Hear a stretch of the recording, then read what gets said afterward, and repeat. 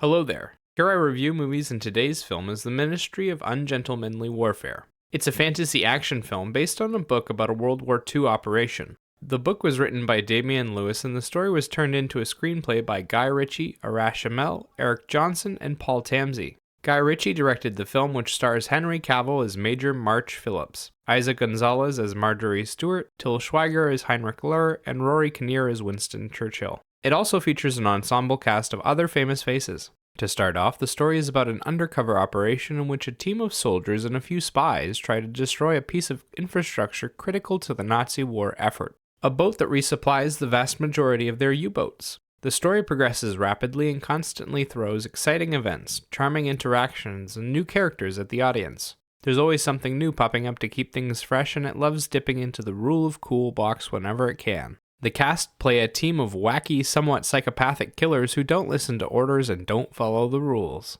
There's a lot of over-the-top stereotypes and machismo dialogue, and the cast gives it their all.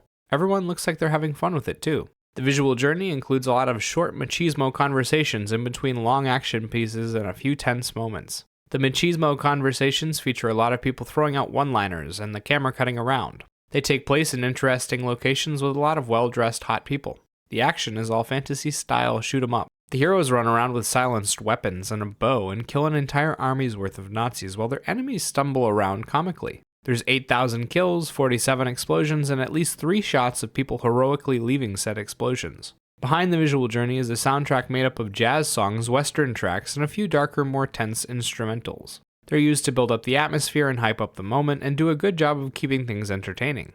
Having said all that, if you aren't into shallow action films, you probably won't enjoy this film, because that's all there really is to it.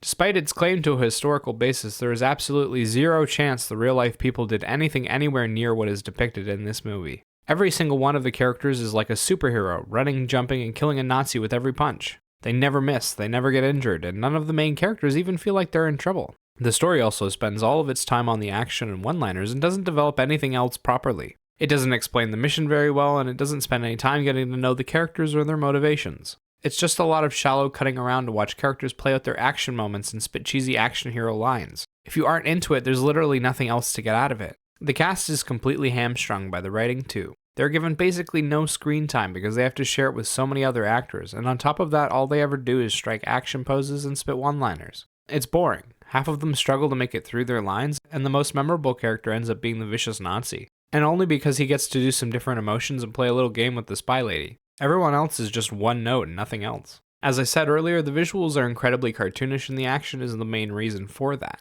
It can be fun, but it also lacks any real impact, and it's clear that the filmmakers have little to no idea how guns actually work. It also gets highly repetitive. The fights are all one-sided kill fests in which the Nazis don't get off a single shot. They don't even start shooting until an hour and a half into the film, and they only ever hit extras. The one time a main character does get hit, it's a superficial wound that they never address again. The music is similar to the visuals. It has one note, gets used repeatedly until you're sick of it, and it's kind of childish. The songs are all instrumentals, sound very similar to one another, and have very little effect. They set up a bit of atmosphere, but they're not following an emotional journey or drawing in the audience at all. Personally, I was ready to turn this film off about 30 minutes in. It started with that god-awful flash-forward meme that everyone is doing now, and then they did that Snyder recap of everyone's backstories.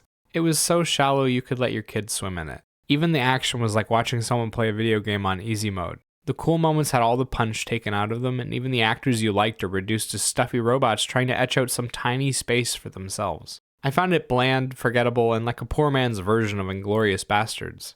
I don't even like that movie that much. As for a rating, I'd give this film a 4 out of 10. Remember, these are just my thoughts on the film. Let me know what you think in the comments below. Bye-bye.